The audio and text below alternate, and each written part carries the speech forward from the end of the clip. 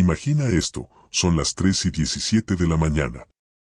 Estás solo en tu trabajo.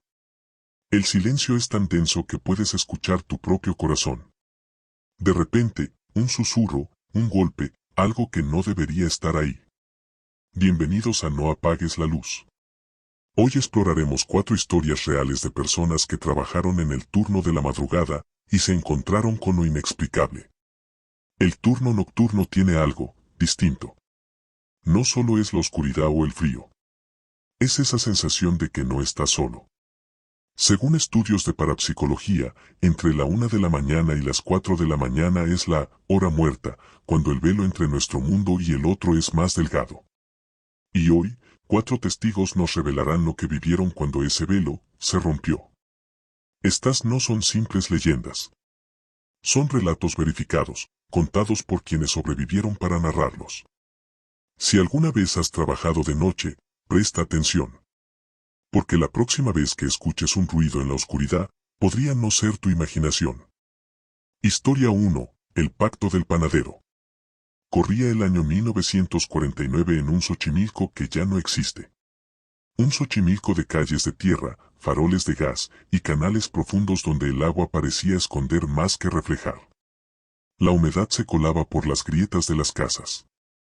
Y los susurros viajaban sobre la neblina como si tuvieran vida propia.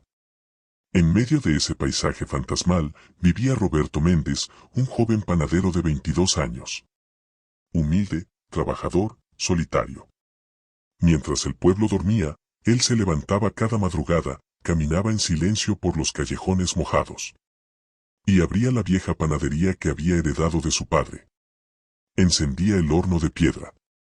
Amasaba en la oscuridad, con manos curtidas por el calor y la rutina. Daba forma a los bolillos como si fueran parte de su propio cuerpo. Y al amanecer, el pueblo se despertaba con olor a pan fresco. Esa noche, sin embargo, algo cambió. Su padre, enfermo, no pudo acompañarlo. Por primera vez, Roberto trabajaba completamente solo. La neblina era tan espesa que parecía tener peso. Cada paso crujía sobre la tierra húmeda. Cada sombra se estiraba como queriendo tocarlo. Y entonces lo escuchó. Un relincho. Lejano, pero claro. Y luego, unos pasos. No humanos. No normales. Detuvo sus manos cubiertas de harina. El horno crepitaba suave, como si temiera hacer ruido. Y entonces, desde la puerta abierta de la panadería, entró él. Un hombre alto, elegante, con un traje negro reluciente, botas de charol sin una sola mancha y un sombrero ancho que ocultaba la mitad de su rostro. Solo se le veían los labios. Rojos. Perfectos. Sonriendo. Buenas madrugadas, compadre, dijo, con una voz profunda que sonaba a eco y a burla. ¿Me regalaría un pan calientito? Roberto, aunque incómodo, le ofreció uno. El extraño lo tomó sin tocarlo. Lo olió. Sonrió más. Mira qué curioso, igualito que tu vida, ¿no, Roberto? Hornear, dormir, hornear otra vez. ¿Cuándo fue la última vez que sentiste algo? Roberto no entendía. No quería entender. ¿Quién es usted? Un simple viajero. Aunque algunos me dicen charro negro. Otros, pues, ya sabes. Depende de lo que les haya quitado. El silencio se volvió espeso. Un simple sí, y esto será tuyo. El hombre alzó una mano enguantada y, de la nada, aparecieron monedas. Brillaban como si quemaran. Y olían a azufre. Dinero que nunca acabaría. Mujeres que te adorarían. El horno más grande del pueblo. Panaderías en toda la capital. ¿Qué pierdes? Solo esa almita que ni usas. Roberto temblaba. Pero no por el frío. El hombre se acercó. Y por un momento, Roberto vio sus ojos. No tenían fondo. Solo fuego. Un fuego que no daba calor. Sino culpa. En su mente, escuchó una voz, pero no era la del charro. Era su madre. Muerta hacía años. No digas sí. No todo lo que brilla, alimenta. Recuerda a la Virgen. Roberto apretó los puños. Se persignó. Y con voz quebrada, dijo: No, mi alma no está en venta. Aunque no valga mucho, es mía. El charro negro sonrió, más grande que antes. Pero esta vez, su sonrisa se quebró en odio. El pan en su mano se carbonizó al instante. Se desmoronó en cenizas.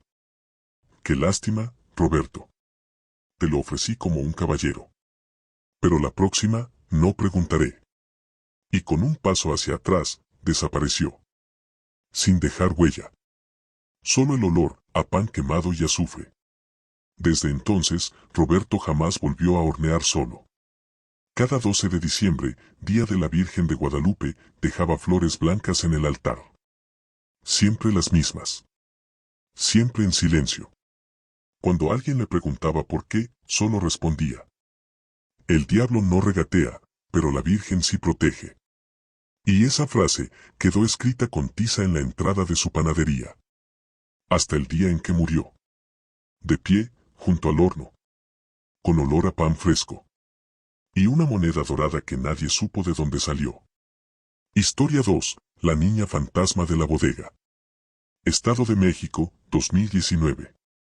En un parque industrial lleno de galpones y cámaras de seguridad que no ven todo, una joven llamada Valeria, de 24 años, aceptó algo que muchos rechazaban: el turno nocturno en una bodega mayorista.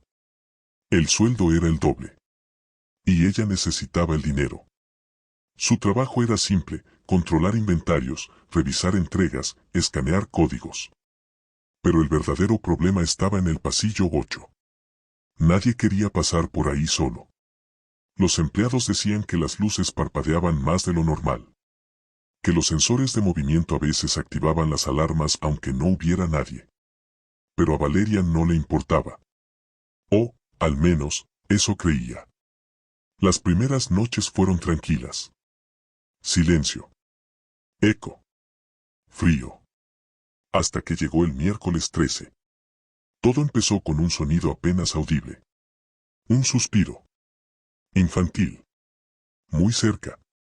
Valeria levantó la vista de su escáner. La pantalla mostraba un error. Volvió a escuchar el suspiro. Esta vez, justo detrás de ella. No, esto no está pasando, susurró, creyendo que era el cansancio. Seguro, es la mente. El estrés. Se dio vuelta, pero el pasillo estaba vacío. Solo estantes repletos de papel higiénico, arroz, latas y detergente. Dio un paso más. Y lo vio. Al fondo del pasillo, junto a una pila de bolsas de jabón, había un niño. No tendría más de 6 años.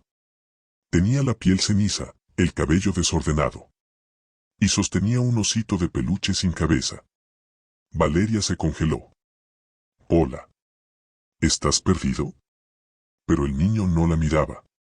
Solo respiraba lentamente, con los ojos abiertos como si no pudiera parpadear.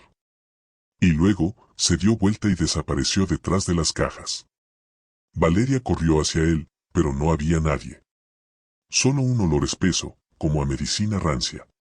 Como a hospital viejo. Llamó a seguridad. Buscaron en todo el sector. Nada. Solo el escáner de Valeria, tirado en el suelo, con la pantalla encendida y la palabra. Error 037. Uno de los guardias, un viejo de rostro cansado, la miró fijo y le dijo: ¿Fue en el pasillo 8? Sí, ¿cómo lo sabe? Él suspiró. Porque ahí murieron 37 niños. Y entonces le contó la historia que nadie del nuevo personal conocía. Antes de que construyeran la bodega, el terreno había sido ocupado por un hospital infantil. Funcionó entre 1947 y 1963. Durante una epidemia, murieron 37 chicos. Las autoridades cerraron el hospital en silencio. Y lo demolieron sin dejar rastros. Pero las paredes no olvidan. Y algunas cosas tampoco se dejan enterrar. Valeria intentó seguir trabajando. Duró un mes más. Hasta que una noche, al pasar por el pasillo 8, escuchó su nombre. No gritado. No susurrado. Exhalado, como un último aliento. Valeria. Renunció al día siguiente. No volvió jamás. Pero lo peor no terminó ahí. Hoy, cuando va a un supermercado de noche. Cuando el lugar está casi vacío y las luces hacen ese zumbido eléctrico tan extraño. Ella jura que alguien la sigue entre los pasillos. ¿Y qué? Entre los estantes. A veces vuelve a oler esa mezcla de alcohol, cloro y medicamentos. Y siempre, justo antes de irse, siente un suspiro. Y oye ese nombre. Valeria. En los pueblos donde la luna se esconde tras los cerros, hay una regla: después de la medianoche, los muertos no son los únicos que respiran. Don Salvador García lo aprendió demasiado tarde. Porque en el Panteón de San Miguel, bajo la tierra húmeda, algo despertó, y no era humano. Esta es la historia de un enterrador, una niña que jamás descansó, y el nahual que los condenó a ambos. Historia 4, cuando la tierra abre sus ojos. San Miguel Tlaxcaltepec, Puebla, 2008. Un pueblo escondido entre cerros, donde el viento lleva rezos olvidados, y donde los vivos todavía le piden permiso a los muertos para pasar. Ahí vivía don Salvador, 70 años, manos duras, espalda encorvada y alma hecha de tierra. Enterrador del panteón local desde 1963. No tenía hijos. Ni esposa. Solo tumbas.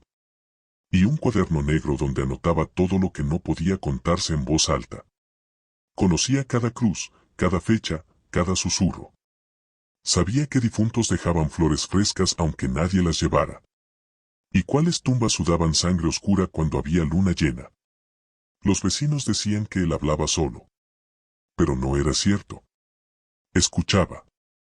Y anotaba. Esa noche de octubre, la tierra estaba húmeda. La niebla era tan espesa que se pegaba al rostro como un velo. Don Salvador recorría el panteón como siempre. Hasta que algo lo detuvo. El olor. Copal. Quemado, reciente. Un ritual. Y en un panteón, los rituales nunca traen nada bueno. Siguió el rastro. Entre las tumbas, vio una figura encorvada, agachada junto a la lápida de Lucía Mendoza. Una niña ahogada en 1932 en el Canal Viejo. Nadie visitaba esa tumba. No había flores, ni veladoras. Solo tierra seca. Hasta esa noche. La figura era un hombre. Pero no del todo. Su espalda se movía, como si algo vivo se agitara bajo la piel. Las manos eran largas, huesudas, de uñas negras. Y murmuraba algo. Un idioma que no era español. Ni náhuatl. Era más antiguo. Don Salvador no dudó. Le apuntó con la linterna y gritó con la fuerza de su oficio. Pinche cochino endemoniado. Aquí no es tu tierra. Y sin esperar respuesta, blandió su pala. La hoja de acero golpeó el hombro de la criatura.